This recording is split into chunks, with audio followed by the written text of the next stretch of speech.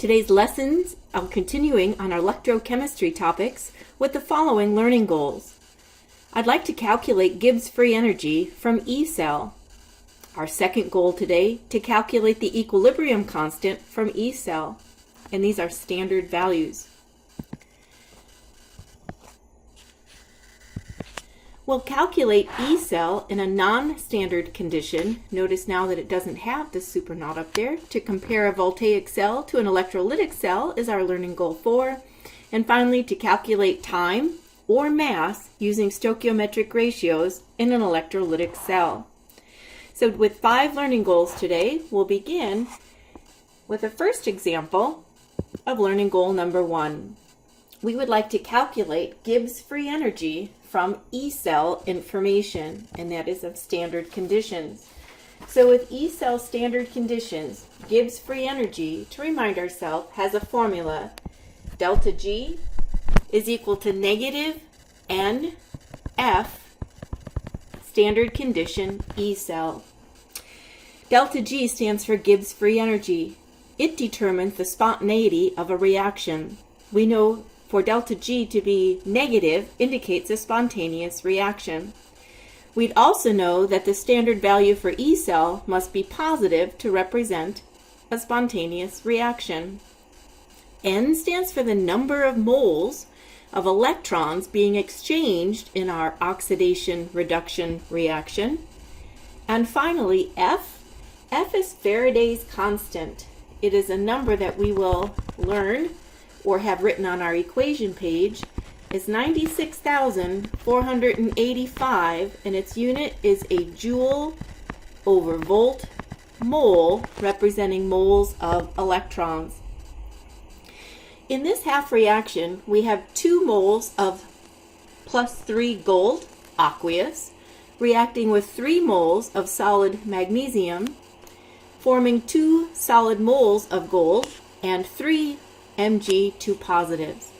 So as we hook together our 2 half reactions and decide what is being oxidized and what is being reduced, the gold is going from +3 down to 0 on the number line.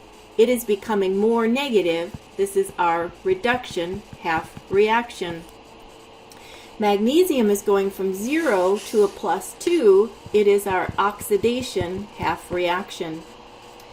Let's use our standard table of reduction and find those values, the standard reduction potential in aqueous solutions at standard temperature 25 degrees. When I find on my chart the gold, it is 1.5, and I'll add that 1.50 volts. And the magnesium half cell reaction is given to me as negative 2.37 volts. The first thing we want to do is to calculate Ecell, since it's part of our formula. And I know that it's the cathode minus anode is our formula to calculate the Ecell. Notice that the 2 C's go right next door to each other when we're learning that formula. Ecell, cathode minus anode. And I also know that the cathode is where the site of reduction occurs. Reduction is always given to the more positive value, which is 1.50 volts. The value for the anode is negative 2.37 volts. Oxidation at the anode, reduction at the cathode. With our calculator, 1.50 minus a negative 2.37, and Ecell comes out to be 3.87 volts.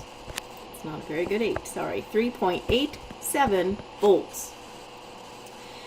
Ecell is positive, indicating a spontaneous reaction. In our next part of this solution, we have what we need to kind of plug into the delta G formula. The negative value and then N. Well, that's probably something we should discuss, isn't it? The N, the number of moles. And if we come up here and just kind of examine our half reaction, what is the net charge on the right side? We have 3 units of a +2. It's at a +6. In order for this reaction to be balanced, this side also must be at a plus 6. 2 units of a plus 3 balance the 3 units of a plus 2. The net charge on both sides is letting us know that there's 6 electrons, 6 moles of electrons, as we balance that half reaction. So N equals 6. F is Faraday's constant, 96,485, and its unit, joule over volt mole. And the Ecell we calculated, 3.87. And if we just consider the math, the moles of electrons cancel here, the volts cancel here, and when I calculate, I'll end up with a joule. And just remind ourselves that typically Gibbs free energy will end up in a kilojoule. So I'm going to hit negative 6 times 96,485, Faraday's constant, times 3.87. Hit with me in case I make a calculator mistake. You can help me verify.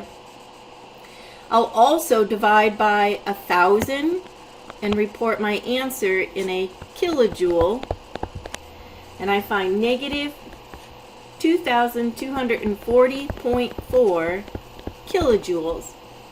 That number makes sense. The negative sign on delta G indicates a spontaneous reaction, as the positive volts do as well. When we're asked to solve for Gibbs free energy, our first step is to find the Ecell value. The potential difference between the gold and the magnesium was a positive 3.87. We then use that value as negative NF Ecell to find Gibbs free energy. Our second learning goal was to practice finding equilibrium constant from Ecell.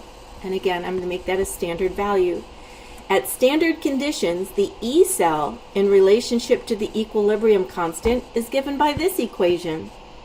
Ecell is equal to 0.0592 volts over N, where N stands for the number of moles of electrons being exchanged, times the log, base 10 log there, of the equilibrium constant. If we are working in non-standard conditions, we can also calculate the Ecell, known from the Nernst equation. Ecell standard minus 0.0592 volts over N, and instead of the equilibrium constant, we have Q, the reactant quotient. We want to notice that some chemistry books use a natural log, and notice that the constant we use of 0.257 is slightly different than the 0.592 if you use a base log. This is the formula that I'm more comfortable with. It's just the one my instructor tended to use, so it's the one I will carry forward. Don't let that bother you. You can prefer either one and get the same answer. So let's take a peek at an example at standard conditions. To calculate Ecell from an equilibrium constant, we have the following equation. Now notice this is 298 Kelvin units. This is standard conditions.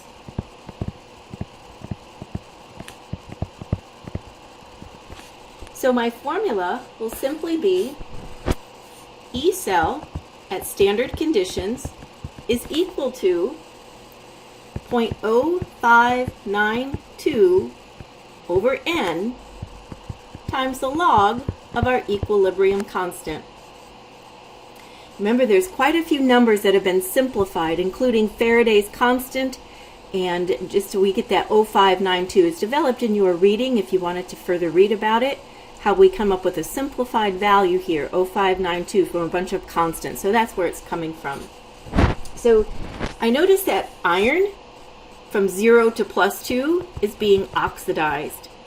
Cadmium from +2 to 0 is being reduced. Let's go to our reduction table. The reduction potential for iron from a +2 to electron 0 is negative 0.44 volts. And Let's find cadmium.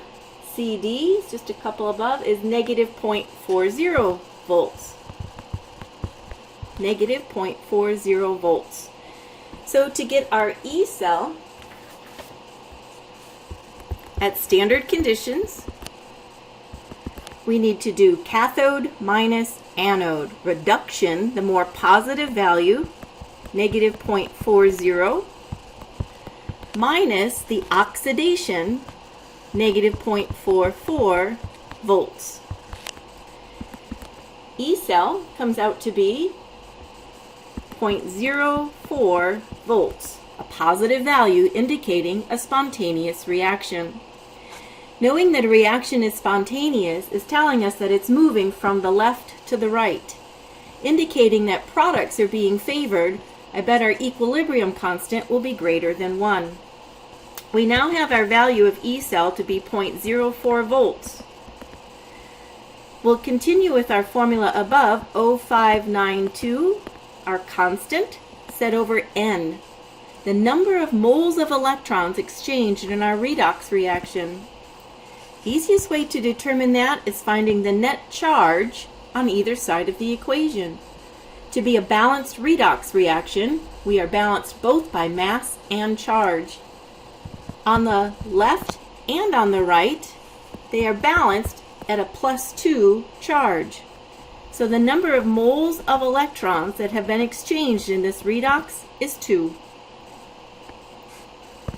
We then multiply that by the log of the equilibrium constant, K. The equilibrium constant is KEQ. Let's simplify. I'm going to take 0.04 volts and divide it by 0.0592 set over 2. And that's now equal to log of the equilibrium constant. So let's simplify. 0.4 divide by 0.0592 divided by 2. Bringing over that variable to the left side to isolate the log of K. This is 1.351 is equal to log of the equilibrium constant. 10 raised to the 1.351 is now how I isolate the equilibrium K. And I hit that and I get a value of 22.46 as the value of our equilibrium constant. And yes, as we predicted, the equilibrium constant is much larger than 1, indicating that the products are being favored as any spontaneous reaction would indicate. When we have standard conditions, 298 Kelvin, all the solutions are 1 molar because we were not told otherwise, we simply use a formula. Ecell is O592 over N log of K. Sometimes when we work a problem, we're given non-standard conditions. A voltaic cell is set up at 25 degrees Celsius with half cells of the aluminum ion in 0.001 molar and the nickel ion at 0.5 molar. These are non-standard conditions because we're not at 1 molar. Remember, we assume a standard condition, unless stated otherwise, is 1 molar. So when I'm reading a story problem and I see a concentration other than 1 molar, I now know that I have to use the Nernst equation. Alrighty. So not that it's tough, it's just a little extra step. Alrighty. So let's figure out what's happening here. We have, in that first half reaction there, we have Al plus 3. And I'll just set 3 electrons to form its metal. So aluminum ion forming the metal. And in the second, I have nickel plus 2 gaining 2 electrons forming its metal. So the ion forming its metal. Alrighty. Right now, I'm going to use my standard reduction potential table, and I'm going to find their values. Find the reduction value for aluminum, and it is negative 1.66 volts. Find the reduction value for nickel, and it is negative 0.25 volts. Who is going to be reduced? Who is the more positive value? Who is higher on our reduction table? And that is the nickel. Therefore, aluminum is oxidized. Let's balance. When we add these two half reactions together, we have to make sure that the number of electrons lost is equal to the number of electrons gained. And remember, we just decided that aluminum is oxidized, which means we're flipping the direction of this equation when we combine them back together. This is an oxidation half reaction. So when I add these together to come up with our equation, the nickel is going to remain as the positive 2, forming its metal. That's a reduction. And aluminum needs to be oxidized. I'm sorry, I have to rewrite that. Aluminum metal goes to its aluminum ion. There. So we have solid aluminum on the left, solid nickel on the right. We have the aqueous ion of nickel on the left and the aqueous ion of aluminum on the right. I know it's not balanced. It's not balanced by charge. I know that electrons lost must equal electrons gained.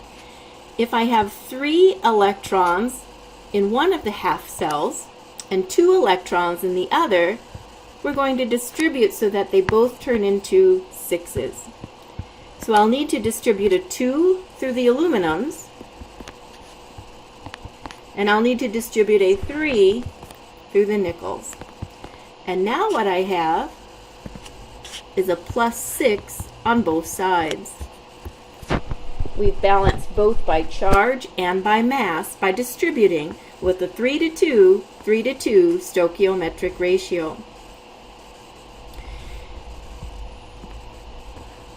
When we found our values for the reduction of each of those half cells, we used the more positive value to know which one was being reduced and the more negative value to realize which one is oxidized.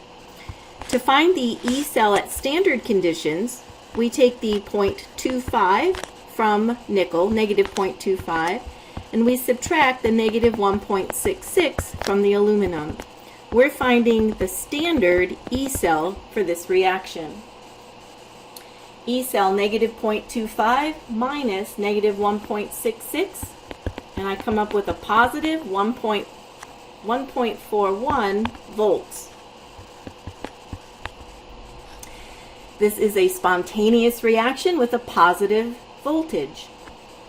But I remember we're not at standard conditions, so we have to kind of generate a new part based on the reaction quotient.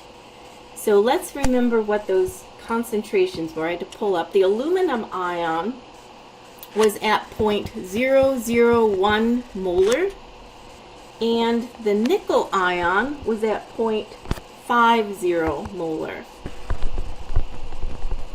Alrighty. And so what we need to do now for the Nernst equation, the Ecell at non-standard conditions is set equal to the Ecell at standard conditions minus our constant 0.0592 over n log of the reaction quotient. We calculated Ecell standard as 1.41 volts. The 0.0592 constant based on the base 10 log. And how many electrons we decided was 6 moles of electrons were transferred. The charge of +6 up here. Log of reaction quotient. Remember, that's products over reactants. The ratio of the product is the aluminum concentration, 0.001, and remember its coefficient becomes the power with which we raise. Set over the reactant, which was the nickel ion, which was 0.5 molar, and it needs to be cubed. The coefficient of 3 becomes the power with which we raise. Notice that the pure solids just drop right out of a reaction quotient, and we use only the aqueous ions. When we sub in and just kind of punch this out, 1.41 minus the ratio of 0.592 set to 6 times the log of the reaction quotient, 0.001 squared divided by 0.5 cubed. I'm going to hit that. Take a moment and hit it with me and make sure we get a common answer. It's always nice to have a calculator buddy while we're learning. 1.41 minus 0.592 over 6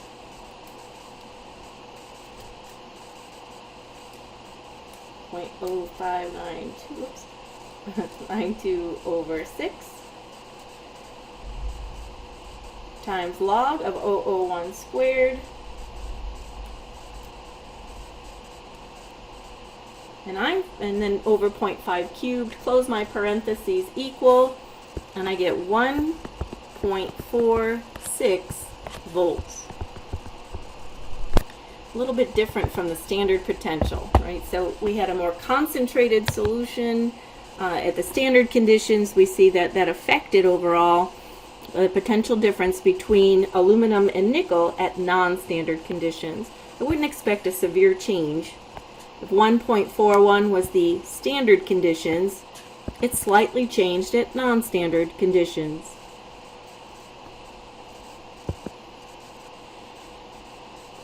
Here's a second example of our learning goal of calculating voltage at non-standard conditions. When I look at the following example, we're calculating the cell potential for the following reaction at 25 degrees. The zinc ion is not 1 molar, but it's 0.848 molar. And the iron ion isn't at standard either, it's 0.014 molar.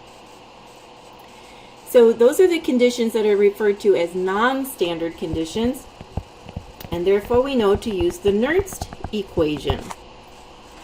And that simply means that the Ecell at non-standard conditions is found by knowing the Ecell at standard conditions using our ratio of our constant 0.592 volts over N, where N represents the number of moles of electrons exchanged in our redox, times the log of the reaction quotient Q. So the first thing we'll need to do is pull out a reduction potential table and calculate Ecell.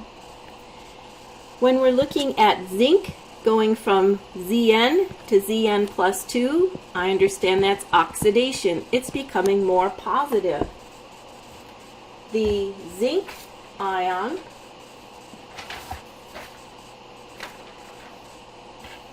I'm using my reduction table to find its value. Hang on. The zinc going from Zn to plus, there is negative 0.76.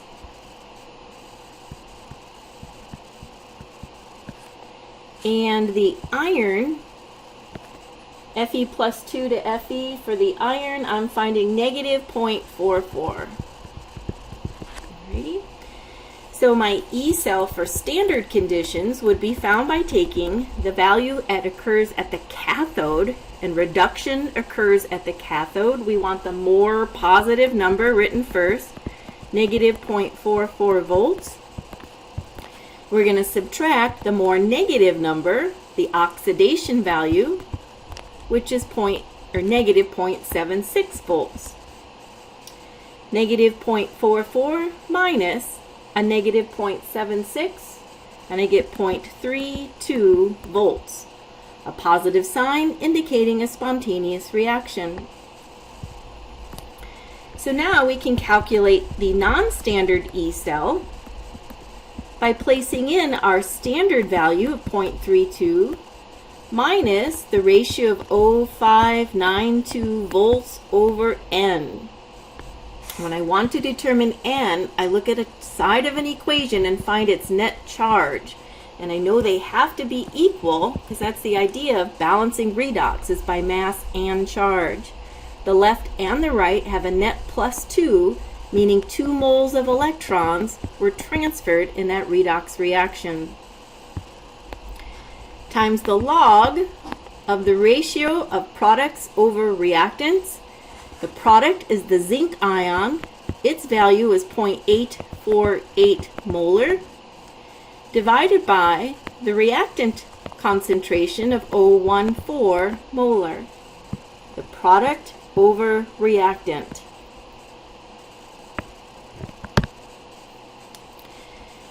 Now we simply go to the calculator and simplify for the left side, Ecell.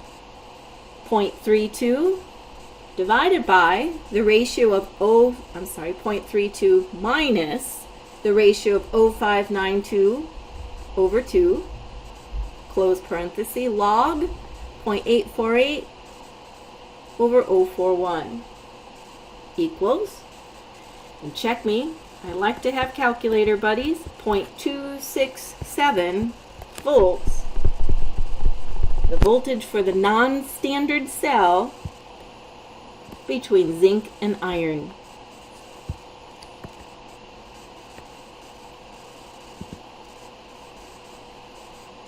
This is an interesting question. I pulled it from homework and I wanted to share a couple of things. We're generating a voltage by using the same metal in its aqueous solution, but we're varying the concentrations. So here we have a voltage generated by zinc concentration cell. Zn solid is pointing at Zn ion, and that ion has a concentration of 0.1 molar. Notice in the second cell of our battery, we have zinc ion at +2, forming its metal at 0. We'd like to know this concentration, and what's provided for us is the Ecell at non-standard conditions is 11 millivolts at our 25 Celsius degrees. Calculate the concentration of the zinc ion at the cathode. So remember, we have cathode over here at standard cell notation. This is what we refer to as the anode. Anode on the left, oxidation, cathode on the right, reduction, and what we refer to as standard cell notation. So this is non-standard conditions, so my cell for this battery, E, would be Ecell standard minus 0.0592 over N log of Q. Well, what's interesting here is what is the value going to be for the standard cell if we're subtracting the same number there, right? So zinc has the same value. If I'm subtracting it in either way, it's becoming 0. There is no voltage if it were at standard conditions. There's no difference in potential between two metals that are exactly the same concentration, so that ends up to be 0. So now we have Ecell set equal to negative 0.0592 over N. And again, this is a net charge of +2, so we have 2 moles of electrons, times the log of the ratio of products over reactants. We know the product concentration was given to us as 0.10, and we'd like to know the reactants. Let's call that X. What is this concentration? The 11 millivolts was provided as the Ecell. So that's 0.011 volts. 0.0592 over 2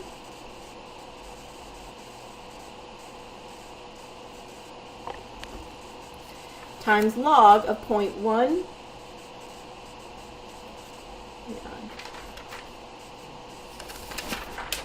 I'm just trying to find that voltage.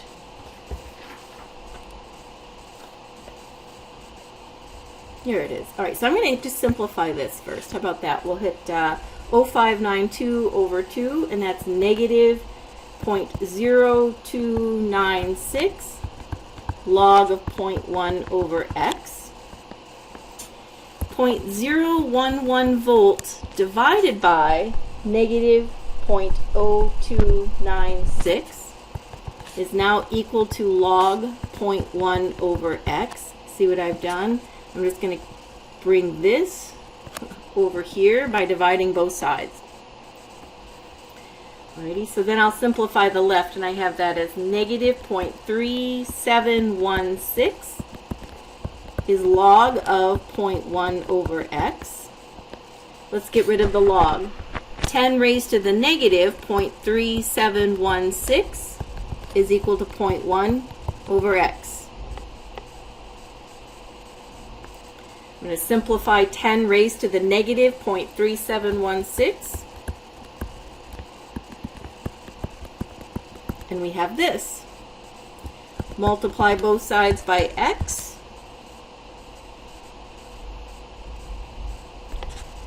Isolate x by dividing both sides by 0.425.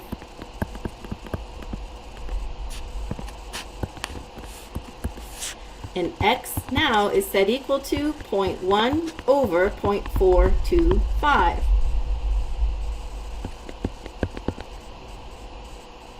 When I hit that, I find a value of 0.235 molar concentration.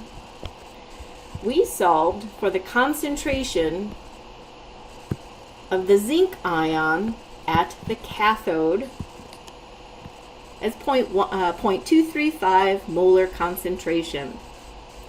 Trick here was realizing if I have the same metals, the standard value of the Ecell is simply 0, drops out of the equation. Remember to turn 11 millivolts into just volts to carry forward, and pull out the equilibrium concentration of the reactant X.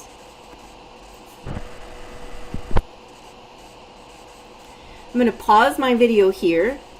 We'll pick up with a second link, a second lesson, to wrap up our final thoughts on electrolysis.